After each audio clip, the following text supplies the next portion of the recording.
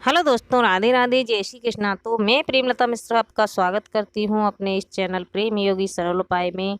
तो दोस्तों, आज हम जानेंगे वर्ष 2023 में महाशिवरात्रि, शिव जी का महाप्रिय महाशिवरात्रि का व्रत 18 फरवरी शनिवार को मनाया जा रहा है। तो आपको बता दें कि हिंदू धार्मिक मान्यताओं के अनुसार फाल्गुन मास की कृष्ण पक्ष की चतुर्दशी तिथि पर यह पर्व मनाया जाता है। तो दोस्तों, आइए जानते हैं महाशिवरात्रि पर्व के बारे में और कुछ खास जानकारी और पूजा मुहूर्त और कथा के बारे में। तो दोस्तों, महाशिवरात्रि पूजन विधि फाल्गुन फाल्गुन चतुर्दशी तिथि का प्रारंभ दिन शनिवार 18 फरवरी 2023 को 8:02 से हो रहा है और तिथि का समापन 19 फरवरी 2023 दिन रविवार को 4:18 पर हो रहा। तो पूजन समय है 12:09 पर और फरवरी को 1 कुल अवधि रहेगी 51 मिनट की। तो इसमें आप कर सकते हैं। तो 18 फरवरी को 12 से 1 बजे तक का पूजन विधि का समय है और रात्रि प्रथम प्रहर की पूजा जो होती है वो 6:13 से 9:24 तक है और रात्रि द्वितीय प्रहर की जो पूजा विधि है वो 9:24 से 19 फरवरी को 12:35 तक है और रात्रि तृतीय प्रहर पूजा विधि है वो है 12:35 से और 19 फरवरी को 3:46 तक। तो रात्रि चतुर्थ प्रहर पूजन समय 3:46 से लेकर 19 फरवरी को 6:56 तक है और पारण समय है रविवार को 19 फरवरी को 6:56 से 3:24 तक। तो दोस्तों, तो पूजा विधि इस प्रकार है। तो आइए जानते हैं पूजा विधि के बारे में। महाशिवरात्रि के दिन सुबह जल्दी उठें और नित्य कर्मों से निवृत्त होकर साफ सुथरे वस्त्र पहनें तथा मस्तक पर भस्म और का तिलक और गले में रुद्राक्ष माला धारण करें और या भस्म नहीं है तो आप चंदन का भी तिलक लगा सकते हैं। इसके बाद मंदिर या जिस जगह या घर में जिस जगह भी पूजन करना है उस स्थान को साफ सुथरा कर लें। अगर शिवालय में जा रहे हैं तो शिवलिंग का विधि पूर्वक पूजन एवं शिव जी को नमस्कार करें तथा श्रद्धा पूर्वक व्रत का संकल्प लें और ओम नमः शिवाय का जाप करते हुए हाथ में लिए पुष्प अक्षत जल आदि छोड़ने के पश्चात आप मंत्र का यही ओम नमः शिवाय का आप जाप कर सकते हैं। अर्थात आप बोल सकते हैं, हे देवों के देव, हे महादेव, हे नीलकंठ, आपको नमस्कार है। हे देव, मैं आपका शिवरात्रि व्रत करना चाहता हूँ या चाहती हूँ। हे देवेश्वर, आपकी कृपा से यह व्रत निर्विघ्न पूर्ण हो और काम क्रोध लोभ आदि शत्रु मुझे पीड़ित ना करें। फिर एक चांदी के पात्र में जल भरकर भगवान शिव की प्रतिमा या शिवलिंग पर जलाभिषेक और पंचामृत तथा गंगा जल से स्नान कराते समय ओम नमः शिवाय का उच्चारण करते रहें। तत्पश्चात सफ़ेद आंकड़े के फूल और स्वच्छ और साबुत बिलपत्र हों को और सफ़ेद चंदन से ओम नमः शिवाय बिलपत्र पर लिख लें और सफ़ेद चंदन से उन पर चढ़ाते जाएं और गोपी चंदन से शिवलिंग को गोपी चंदन हो, सफ़ेद चंदन हो, उससे प्रतिमा को या शिवलिंग को आप तिलक लगा सकते हैं। शिव जी को सफ़ेद आंकड़े का फूल अर्पण करते समय शिव स्तुति का पाठ करें। जो आप शिव स्तुति लेके आ सकते हैं बाजार से या आपके पास हो। महामृत्युंजय का जाप करें। भांग धतूरा जायफल मिठाई फल मीठा पान इत्र आदि को अर्पित करें और खीर का भोग लगाएं। दिन भर भगवान शिव का ध्यान करें एवं स्तुति करें। सायंकाल या रात के समय पुनः शिव जी का विधिवत पूजन अर्चन करें। रात के समय खीर का प्रसाद दूसरों को बांटें और प्रसाद रूपी खीर का सेवन कर पारण करें। रात्रि में जागरण करना जरूरी होता है तो शिवरात्रि के दिन जागरण जरूर करना चाहिए। शिव भजन करें, मंत्र श्लोक स्रोत चालीसा आदि का पाठ अवश्य करें।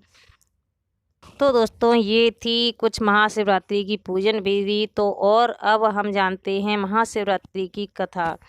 महाशिवरात्रि व्रत कथा के अनुसार चित्रभानु नामक एक शिकारी था। जानवरों की हत्या करके वह अपने परिवार को पालता था। वह एक साहूकार का कर्जदार था, लेकिन उसका ऋण समय पर न चुका सका। क्रोधित साहूकार ने शिकारी को शिव मठ में बंदी बना लिया। संयोग से उस दिन शिवरात्रि थी। शिकारी ध्यान मग्न होकर शिव संबंधी धार्मिक बातें सुनता रहा। चतुर्दशी को उसने शिवरात्रि व्रत की कथा भी सुनी। शाम होते ही साहूकार ने अपने पास बुलाया और ऋण चुकाने के विषय में बात की। शिकारी अगले दिन सारा ऋण लौटा देने का वचन देकर बंधन से छूट गया। अपनी दिनचर्या की भांति वह जंगल में शिकार के लिए निकला, लेकिन दिन भर बंदी गृह में रहने के कारण भूख प्यास से व्याकुल होकर शिकार खोजता हुआ वह बहुत दूर जा निकला। जब अंधकार हो गया तो उसने विचार किया कि रात ही जंगल में ही बितानी पड़ेगी। वह एक तालाब के किनारे एक बेल के पेड़ पर चढ़ गया। रात बीतने का इंतजार करने लगा। बिल वृक्ष के नीचे शिवलिंग था जो बिलपत्रों से ढका हुआ था। शिकारी को उसका पता नहीं चढ़ा। पड़ाव बनाते समय उसने जो टहनियाँ तोड़ी वे संयोग से शिवलिंग पर गिरती चली गईं। इस प्रकार दिन भर भूखे प्यासे शिकारी का व्रत भी हो गया और शिवलिंग का बिलपत्र पर भी चढ़ गए। एक पहर रात बीत जाने पर एक गर्विणी हिरणी तालाब पर पानी पीने पहुंची।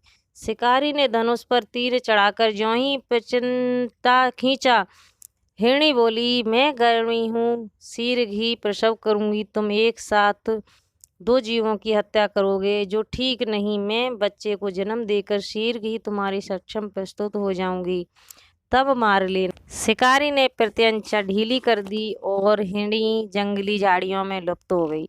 प्रत्यंचा चढ़ाने तक तथा ढीली करने के वक्त कुछ बिल्व पत्र अनायास ही टूटकर शिवलिंग पर गिर गए। इस प्रकार उसने अनजाने में ही प्रथम पैर का पूजन भी संपन्न हो गया। कुछ ही देर बाद एक और हिरणी उधर से निकली। शिकारी की प्रसन्नता का ठिकाना न रहा। समीप आने पर उसने धनुष पर बाण चढ़ाया। तब उसे देख हिरणी ने विनम्रता पूर्वक निवेदन किया, हे शिकारी, मैं थोड़ी देर पहले ऋतु से निवृत्त हुई हूँ, कामातुर विहरणी हूँ, अपने प्रिय की खोज में भटक रही हूँ। मैं अपने पति से मिलकर शीघ्र ही तुम्हारे पास आऊंगी। शिकारी ने उसे ही जाने दिया। 2 बार शिकार को खोकर उसका माथा ठनका। वह चिंता में पड़ गया। रात्रि का आखिरी पहर बीत रहा था। इस बार भी धनुष से लगकर कुछ बेलपत्र शिवलिंग पर जा गिरे तथा दूसरे प्रहर का भी पूजन संपन्न हो गया। तभी एक अन्य हिरणी अपने बच्चों के साथ उधर से निकली। शिकारी के लिए यह स्वर्ण अवसर था। उसने धनुष पर तीर चढ़ाने में देर नहीं लगाई। वह तीर छोड़ने ही वाला था कि हिरणी बोली, हे शिकारी, मैं इन बच्चों को इनके पिता के हवाले करके लौट आऊंगी। इस समय मुझे मत मारो। शिकारी हंसा और बोला, सामने आए शिकार छोड़ दूं, ऐसा मैं मूर्ख नहीं हूँ। इससे पहले मैं 2 बार शिकार खो चुका हूँ। मेरे बच्चे भूख प्यास से व्यग्र हो रहे हैं। उत्तर में हिरणी ने फिर कहा, जैसे तुम्हें अपने बच्चों की ममता सता रही है, ठीक वैसे ही मुझे भी, हे शिकारी, मेरा विश्वास करो, मैं इन्हें इनके पिता के पास छोड़कर तुरंत लौटने की प्रतिज्ञा करती हूँ। हिरणी का दुख भरा स्वर सुनकर शिकारी को उस पर दया आ गई। उसने उस मृगी को भी जाने दिया। शिकार के अभाव में तथा भूख प्यास से व्याकुल शिकारी अनजाने में ही बेलपत्र के वृक्ष पर बैठा बेलपत्र तोड़ तोड़ कर नीचे फेंकता जा रहा था। पौ पड़ने को हुई तो एक हष्ट पुष्ट मृग उसी रास्ते पर आया। शिकारी ने सोच लिया कि इसका शिकार वह अवश्य करेगा। शिकारी की तनी प्रचन्नता देखकर मृग विनीत स्वर में बोला, हे शिकारी, यदि तुमने मुझसे पूर्व आने वाली 3 मृगियों तथा छोटे छोटे बच्चों को मार डाला है तो मुझे भी मारने में विलम्ब ना करो, ताकि मुझे उनके वियोग में एक क्षण भी दुख न सहना पड़े। मैं उन हिरणियों का पति हूँ। यदि तुमने उन्हें जीवन दान दिया है तो मुझे भी कुछ क्षण का जीवन देने की कृपा। मैं उनसे मिलकर तुम्हारे सक्षम उपस्थित हो जाऊंगा। मृग की बातें सुनते ही शिकारी के सामने पूरी रात का घटनाक्रम घूम गया। उसने सारी कथा मृग को सुना दी। तब मृग ने कहा, मेरी तीनों पत्नियां जिस प्रकार प्रतिज्ञाबद्ध होकर गई हैं, मेरी मृत्यु से अपने धर्म का पालन नहीं कर पाएंगी। अतः जैसे तुमने उन्हें विश्वास पात्र मानकर छोड़ा है, वैसे ही मुझे भी जाने दो। मैं उन सब के साथ तुम्हारे सामने शीघ्र ही उपस्थित होता हूँ। शिकारी ने उसे भी जाने दिया। इस प्रकार प्रातः हो गई। उपवास, रात्रि जागरण तथा शिवलिंग पर बेलपत्र चढ़ने से अनजाने ही पर शिवरात्रि की पूजा पूर्ण हो गई।